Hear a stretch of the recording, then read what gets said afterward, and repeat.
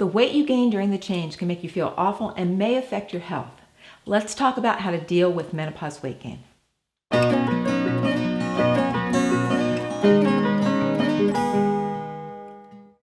While there are more than 40 symptoms associated with menopause, the top 5 are hot flashes, insomnia, weight gain, mood swings, and low libido. And today we're going to talk about weight gain. Between perimenopause and the postmenopausal phase, women can gain an average of 15 pounds.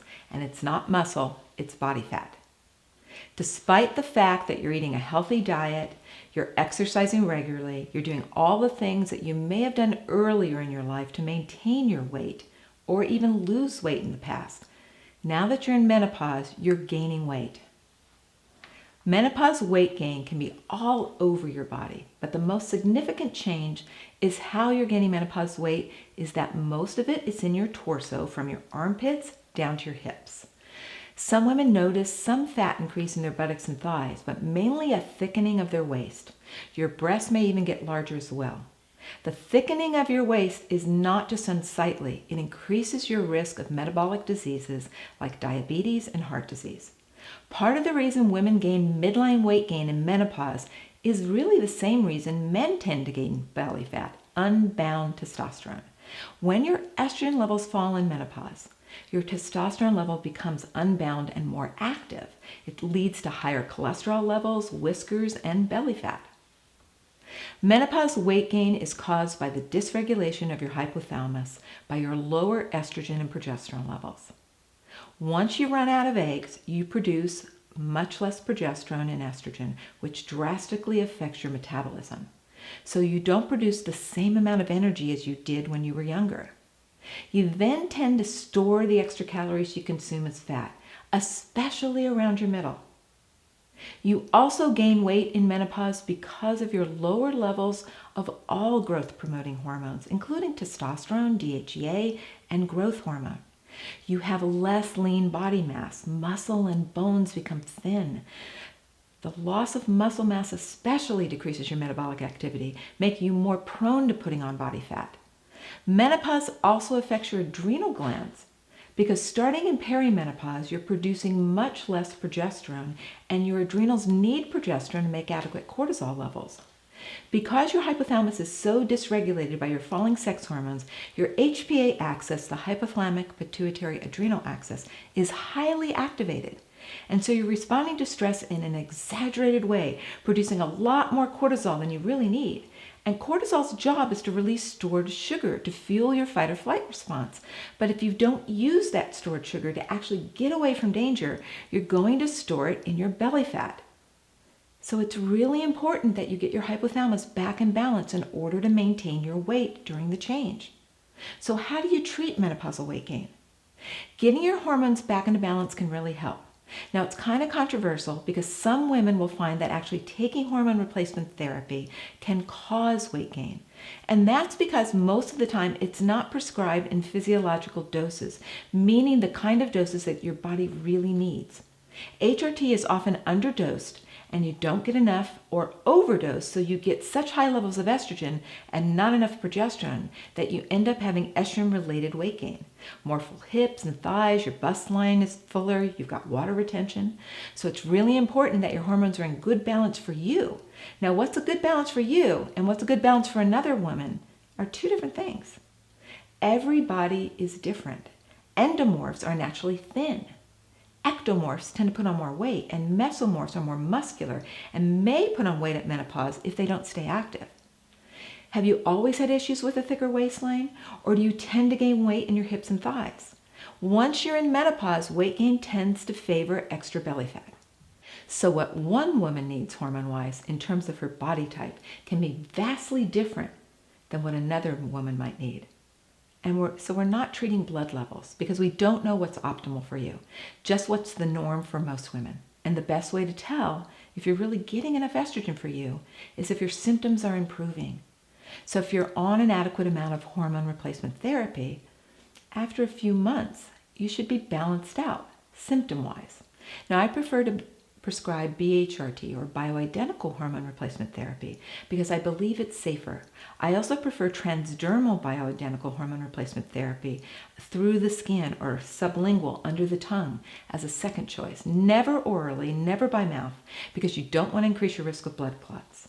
Using bioidentical hormone replacement therapy individually dosed for you can actually help to get your weight in better control. And of course, exercise is key to losing menopause weight gain.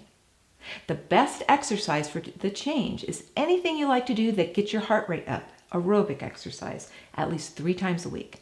Now that can be cycling, swimming, rowing, dancing, power walking, running, whatever, it's your choice. Plus, one long, slow distance to burn fat, working out at a much lower heart rate, but much longer, at least 45 minutes to an hour or more once or twice a week. And then weight resistance exercise at least twice a week, plus stretching on a daily basis. Now, the problem with exercise is that really intense exercises will raise your cortisol levels and that will increase your weight gain. So your menopausal exercise needs to be moderate. My favorite aerobic exercise to lose body fat and keep in shape is a HIIT routine. HIIT stands for high intensity training, but this one is simple and easy to fit into your life. What it consists of is 5 to 7 minutes of a warm-up and then 3 20-second bursts of speed with 1 to 2 minutes in between each speed interval, then a 5 to 7 minute cool down. So it takes less than 20 minutes to do. And remember to do HIIT 3 times a week. Now that I'm menopausal, I like to do power walking using a hill as my sprint and just going as fast as I can for 20 seconds up the hill. Studies show that HIIT can actually improve cardiovascular health, pulmonary health, and decrease insulin resistance, increase your insulin sensitivity, and help you lose weight.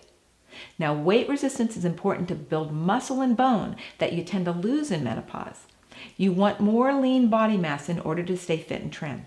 Now, you can use your own body weight using calisthenics, or you can actually use actual weights. There's lots of different things you can do for weight resistance, like yoga and Pilates, even a couple times a week. And the long, slow distance, again, is any activity you enjoy. You can bike, or probably you're not going to be swimming for more than an hour, but you can combine swimming and surfing, anything that's really going to keep you moving for at least an hour. Now, you want your heart rate at less than 60% of your maximum to help burn fat. And you'll be burning fat for at least 24 to 48 hours after doing a long, slow distance. And don't forget to stretch daily. Your menopausal joints will thank you. Now, if you're already exercising adequately for you and you're still not losing that menopause body fat, you have to look at your diet. Each body responds differently to diets. You probably know the diet your body responds to best. If you're like most women, you've got to limit your sugars and your starches in order to burn body fat. That's because body fat is made up of stored sugar in the form of triglycerides, which are actually 3 sugar molecules on a fat molecule. Sugars and starches are high glycemic index foods, meaning they raise your blood sugar quickly. My insulin-resistant diet focuses on adequate protein, healthy fats, lots of vegetables, and low glycemic carbohydrates. So this diet combined with exercise will help you lose that menopause weight.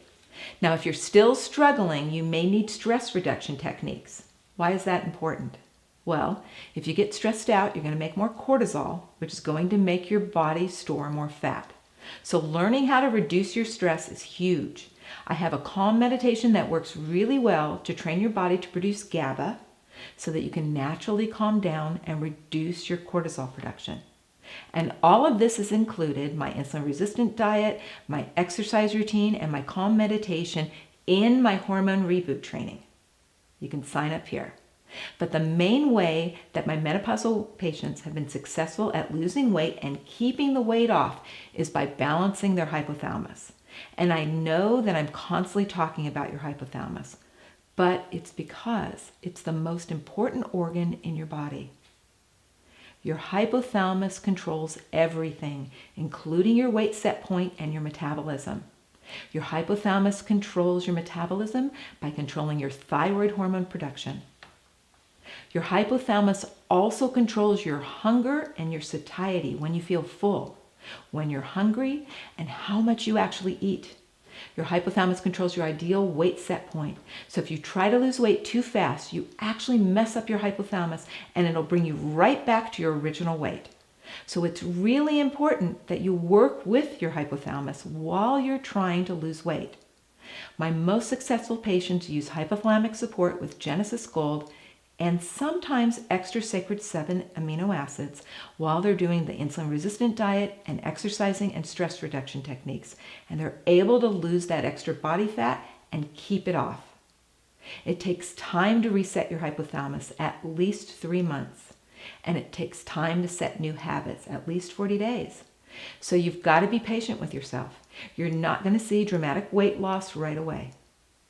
Usually the first bit of weight that you lose is water loss.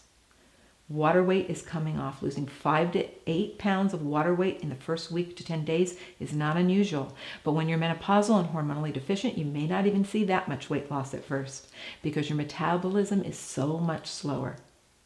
We're trying to increase your metabolism by supporting your hypothalamus. And we're trying to increase your energy expenditure and your mitochondrial output. The mitochondria are the little powerhouses in your cells that produce energy by exercising. And we're trying to burn that extra body fat by reducing the amount of high glycemic index carbohydrates that you're eating every day. So with the right hypothalamic support, you can lose menopause weight gain.